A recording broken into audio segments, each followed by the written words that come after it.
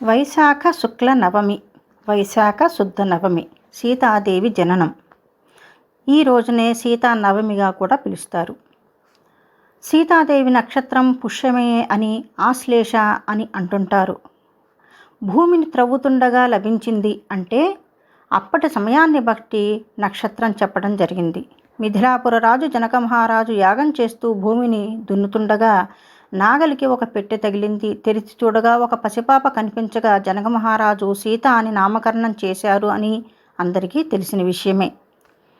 సీతాదేవి కళ్యాణమయ్యి వనవాసం వెళ్ళే సమయానికి రాముడికి 25 సంవత్సరాలు, సీతమ్మ వారికి 18, లక్ష్మణస్వామికి 16 సంవత్సరాలు.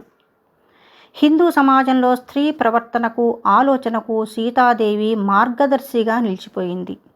సీతాదేవి ధైర్యవంతురాలు, మంచి సహధర్మచారిణి, ఆదర్శ గృహిణి, ఆత్మగౌరవం కలిగిన, స్వతంత్ర నిర్ణయాలు తీసుకోగలిగిన, మర్యాదపూర్వక మనస్సు గల, అత్యంత మర్యాద గల స్త్రీ సీత అమ్మవారు. ఈ సీతా నవమి రోజున అన్ని పుణ్యక్షేత్రాలలో, సీతారామ దేవాలయాల్లో సీతా అమ్మవారికి ప్రత్యేకమైన పూజలు చేస్తుంటారు.